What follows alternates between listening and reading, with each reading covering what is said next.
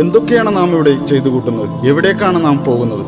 ഉറക്കത്തിൽ നിന്ന് എഴുന്നേറ്റാൽ ഓരോരോ ലക്ഷ്യങ്ങളിലേക്ക് നാം പോകുന്നു. എന്തിനു വേണ്ടി എന്നൊന്നും ഒരിക്കൽ പോലും നമ്മുടെ മനസ്സിൽ ചോദ്യങ്ങൾ ഉയരുന്നില്ല. ചണ്ടിയെപ്പോലെ ഒഴുക്കിനൊത്ത് പോയിക്കൊണ്ടിരിക്കുകയാണ്. പണം പണം, അതിനു വേണ്ടിയാണ് നമ്മുടെ ഈ നെട്ടോട്ടം. കിട്ടിയ പൈസയിൽ നിന്ന് അല്പം പോലും നഷ്ടപ്പെടാതിരിക്കാൻ എന്തുമാത്രം ജാഗ്രതയാണ് നമുക്ക്. ചാനലുകളിലും മറ്റും കാണുന്ന പാട്ടും ഫാഷനും ഒക്കെയാണ് നമ്മുടെ ഇഷ്ടങ്ങൾ. ഇതാണോ ഈ ലോകത്ത് നമുക്ക് ചെയ്യാനുള്ളത്? ഇങ്ങനെയാണോ ജീവിതം മുന്നോട്ട് പോകേണ്ടത്? ടെൻഷനും സമ്മർദ്ദവും കൂടുന്നത് മദ്യം കുടിച്ചാൽ ഇല്ലാതാകുമെന്നാണ് ആളുകളുടെ ധാരണ. ചിലരാകട്ടെ എപ്പോഴും പാട്ട് കേട്ട് ആസ്വദിച്ചുകൊണ്ടിരിക്കുന്നു. മദ്യവും മയക്കുമരുന്നും സെക്സും റോക്കും ജീവിതത്തിന് ആനന്ദലഹരി നൽകുമെന്നാണ് പലരും വിചാരിക്കുന്നത്. ഇതാണോ ജീവിതം? ചില കാര്യങ്ങൾ നാം അറിയേണ്ടതുണ്ട്. അല്ല, നമ്മുടെ ആയുസ് അനന്തമായി നീട്ടിക്കിട്ടാൻ എന്തെങ്കിലും വഴി കണ്ടെത്തിയിട്ടുണ്ടോ? അറിയാമോ, നാം മരിക്കുമ്പോൾ പാടുപെട്ട് സമ്പാദിച്ചുണ്ടാക്കിയ വീടും സ്വത്തും മറ്റുള്ളവരല്ലേ സ്വന്തമാക്കി ആസ്വദിക്കുന്നത്? കുഴിമാടത്തിൽ അടക്കം ചെയ്യപ്പെടും മുമ്പ് ചില സംഗതികൾ അറിഞ്ഞിരിക്കുന്നത് നല്ലതാണ്. മരണമെത്തിയാൽ ഇതുവരെ ചെയ്തു കൂട്ടിയ തെമ്മാടിത്തരങ്ങളും കുറ്റങ്ങളും തിരുത്തി നല്ല മനുഷ്യനായി ജീവിക്കാമെന്ന ആഗ്രഹം നടക്കില്ലെന്നറിഞ്ഞോളൂ. ഇത് ജീവിതത്തിലെ നിർണായക ചോദ്യമാണ്. ഇതിന് ഇവിടെ നിന്ന് ഇപ്പോൾ തന്നെ ഉത്തരം കണ്ടെത്താനുള്ള ശ്രമമാണ്. എന്താണ് നാം ഇവിടെ ചെയ്തുകൊണ്ടിരിക്കുന്നത്? ജീവിതത്തിന്റെ ലക്ഷ്യം എന്താണ്?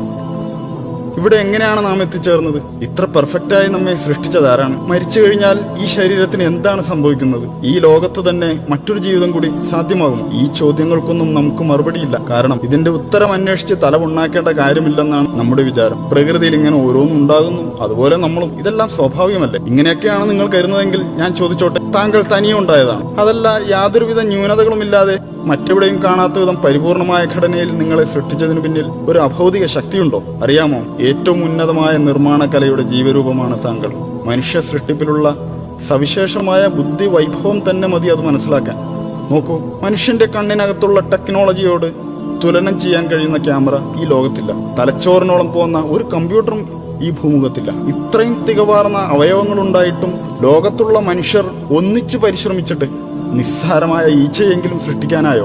നാം ഒന്നുമില്ലായ്മയിൽ നിന്ന് സൃഷ്ടിക്കപ്പെട്ടവരല്ല എന്ന് നമ്മെ ബോധ്യപ്പെടുത്തുന്ന എത്രയെത്ര സംഗതികളാണ് നമുക്ക് മുന്നിലുള്ളത്. എന്നിട്ട് അതെല്ലാം യാതൊരു കൂസലുമില്ലാതെ നിഷേധിച്ചു തള്ളുകയാണ് നാം.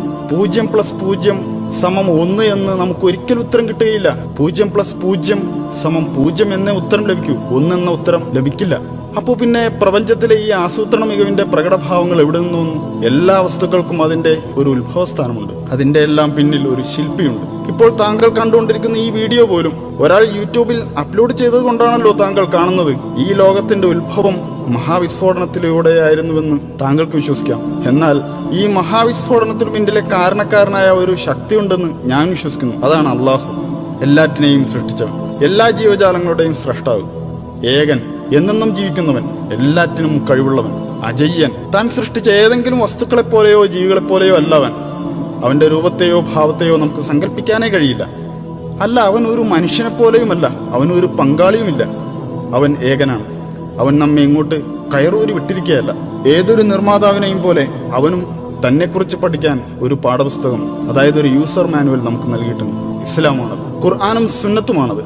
അത് ആഹ്വാനം ചെയ്യുന്ന സന്ദേശം ഇതാണ്: ദൈവം ഏകനാണ്, അവൻ അള്ളാഹു ആകുന്നു ഏകൻ. അവന് ആരുടെയും ആശ്രയം വേണ്ട. പ്രപഞ്ചത്തിലെല്ലാം അവനെ ആശ്രയിക്കുന്നു. അവന് മക്കളൊന്നുമില്ല, അവൻ ആരുടെയും സന്താനവുമല്ല. ഒട്ടും തന്നെ വൈരുദ്ധ്യങ്ങളില്ലാത്ത ഒരു ഗ്രന്ഥം, ശാസ്ത്രത്തിലും ചരിത്രത്തിലുമുള്ള വിസ്മയങ്ങളെ നമുക്കറിയിച്ചു തന്ന ഗ്രന്ഥം. ഓർക്കണം, 1400 വർഷങ്ങൾക്ക് മുമ്പ് അതൊക്കെ നമുക്ക് വെളിപ്പെടുത്തിയതാണ്. മനുഷ്യഭ്രൂണത്തെക്കുറിച്ച് കൃത്യമായ വിവരണം നൽകിയിട്ടുണ്ടതിൽ. ആ വിവരങ്ങളൊന്നും അന്നത്തെ ശാസ്ത്രലോകത്തിന് കണ്ടെത്താൻ കഴിയാത്തതായിരുന്നു. The descriptions of the human embryo in the Quran cannot be based on scientific knowledge in the 7th century. ഭൂമിയിൽ പർവ്വതങ്ങൾ ആണികൾ പോലെ ഉറപ്പിച്ചു നിർത്തിയിരിക്കുകയാണെന്ന് അത് വെളിപ്പെടുത്തുന്നു. 2 സമുദ്രങ്ങളെ കൂട്ടിച്ചേർത്തതും അവൻ തന്നെയാകുന്നു. ഒന്ന് രുചികരമായ തെളിനീർ, മറ്റേത് ചവർപ്പാർന്ന ഉപ്പുനീരും. രണ്ടിനുമിടയിൽ ഒരു മറയുണ്ട്. അവ കൂടിക്കലരുന്നത് വിലക്കുന്ന ഒരു തടസ്സം. രാപ്പകലുകൾ ഉണ്ടാക്കിയതും സൂര്യചന്ദ്രാദികളെ സൃഷ്ടിച്ചതും അള്ളാഹു മാത്രമാകുന്നു. ഒക്കെയും ഓരോ ഭ്രമണപഥങ്ങളിൽ നീന്തിക്കൊണ്ടിരിക്കുകയാകുന്നു. ആകാശത്തെ നാം നമ്മുടെ ശക്തിയാൽ സൃഷ്ടിച്ചു. നാം അതിനെ വികസിപ്പിച്ചുകൊണ്ടിരിക്കുകയാണ്. പ്രപഞ്ചം അതിദ്രുതം വികസിച്ചുകൊണ്ടിരിക്കുകയാണെന്ന് ഇപ്പോഴിതാ ശാസ്ത്രജ്ഞർ കണ്ടെത്തി കഴിഞ്ഞിരിക്കുന്നു. അള്ളാഹു എല്ലാ ജീവജാലങ്ങളെയും വെള്ളത്തിൽ നിന്ന് സൃഷ്ടിച്ചു. അവയിൽ ഉദരത്തിന്മേൽ ഇഴയുന്നവയുണ്ട്, ഇരുകാലിൽ നടക്കുന്നവയുണ്ട്, 4 കാലിൽ ചരിക്കുന്നവയുമുണ്ട്. അള്ളാഹു അവൻ ഇച്ഛിക്കുന്നത് സൃഷ്ടിക്കുന്നു. അവൻ എല്ലാ കാര്യത്തിനും കഴിവുറ്റവനാണ്. ഫറോവയുടെ ജഡം എല്ലാ കാലത്തേക്കുമുള്ളവർക്ക് ദൃഷ്ടാന്തമായി ഇന്നും നമ്മുടെ മുന്നിലുണ്ട്. ഇന്നും നിന്റെ ജഡം മാത്രം നാം രക്ഷപ്പെടുത്തും, പിൻതലമുറകൾക്ക് ഒരു ദൃഷ്ടാന്തമാകേണ്ടതിന്. റോമക്കാർ അടുത്ത ഭൂപ്രദേശത്ത് പരാജിതരായിരിക്കുന്നു. റോമക്കാർ പരാജിതരായ സ്ഥലം കണ്ടുപിടിക്കപ്പെട്ടിരിക്കുന്നു. റോമയേക്കാൾ താഴ്ന്ന പ്രദേശമായ ചാവുകടലിന്റെ ഭാഗത്തായിരുന്നു അവർ പരാജയപ്പെട്ട യുദ്ധം നടന്നത്. തെറിക്കുന്ന ഒരു ദ്രാവകത്തിൽ നിന്നാണ് മനുഷ്യൻ സൃഷ്ടിക്കപ്പെട്ടിട്ടുള്ളത്. അത് അവന്റെ നട്ടെല്ലിനും വാരിയെല്ലുകൾക്കും ഇടയിൽ നിന്ന് ഉത്ഭവിക്കുന്നു. 1400 വർഷങ്ങൾക്ക് മുമ്പ് ഇറക്കപ്പെട്ടതുപോലെ തന്നെയാണ് ഈ വാക്കുകൾ ഇപ്പോഴും. ഒരു മാറ്റവും വന്നിട്ടില്ല. നിങ്ങൾ പറയൂ, ഇതെല്ലാം പ്രവാചകൻ മുഹമ്മദ് എങ്ങനെ അറിഞ്ഞു? 1400 വർഷങ്ങൾക്ക് മുമ്പ് ഇതെല്ലാം എങ്ങനെയാണ് ആ മനുഷ്യൻ അറിഞ്ഞത്? എഴുത്തും വായനയും അറിയാത്ത മനുഷ്യനായിരുന്നല്ലോ മുഹമ്മദ്. എന്നാൽ അദ്ദേഹത്തിന്റെ അടുക്കൽ ദൈവത്തിങ്കിൽ നിന്നുള്ള മാലാഖ സത്യസന്ദേശവും കൊണ്ട് ചെന്നിരുന്നു. ഇതൊക്കെ പക്ഷേ അധികം ആളുകളും തള്ളിക്കളയുകയാണ്. ഞാനൊന്ന് ചോദിക്കട്ടെ, എങ്കിൽ അതിനേക്കാൾ നല്ലൊരു വെളിപാട് പകരം കൊണ്ടുവരാമോ? പക്ഷെ അത് താങ്കൾക്കൊരിക്കലും കഴിയില്ല. നിങ്ങൾ അള്ളാഹുവിനെ അവന്റെ ദൂതനെയും പരിഹസിക്കുകയും നിഷേധിക്കുകയും ചെയ്യുകയാണോ? മുഹമ്മദിന് എഴുത്തും വായനയും അറിയില്ലല്ലോ, പിന്നെ എങ്ങനെയാണ് ആ മനുഷ്യന് ഒരു ദീൻ തന്നെ സ്ഥാപിക്കാൻ കഴിയുക എന്നാണ് അവർ ചോദിക്കുന്നത്. മുൻകാല വേദഗ്രന്ഥങ്ങളെയും ദിവ്യ വെളിപാടുകളെയും നിങ്ങൾ അവഗണിക്കുന്നു. പിന്നെ ഈ ലോകത്ത് നാം നമ്മുടെ ഇഷ്ടത്തിനൊത്ത് ജീവിക്കുക, നമ്മുടെ വികാരങ്ങൾ പൂർത്തീകരിക്കുക, ഇത് തന്നെ ജീവിതം. ഇവിടെ തന്നെ ജീവിച്ച് ഇവിടെ തന്നെ മരിക്കും. കുഴിമാടത്തിൽ എല്ലൊക്കെ നുരുമ്പി ദ്രവിച്ച് മണ്ണായ ശേഷം രണ്ടാമതും ജീവിക്കുമെന്നോ? എന്തൊക്കെ വിഡ്ഢിത്തമാണ് ഈ പറയുന്നത്? കാണുന്ന ഈ ഒരു ജീവിതം മാത്രമേ ഉള്ളൂ. എന്നാൽ താങ്കൾ ഓർക്കണം, കടുത്ത വേനലിൽ കരിഞ്ഞുണങ്ങുന്ന ചെടികൾ തൊട്ടടുത്ത മഴയോടെ രണ്ടാമതും ജന്മം കൊള്ളുന്നില്ലേ? അള്ളാഹു ഇക്കാര്യം ഉറപ്പിച്ചു പറയുന്നുണ്ട്. അവൻ നമ്മോടും ഇത് തന്നെയാണ് ചെയ്യാൻ പോകുന്നത്.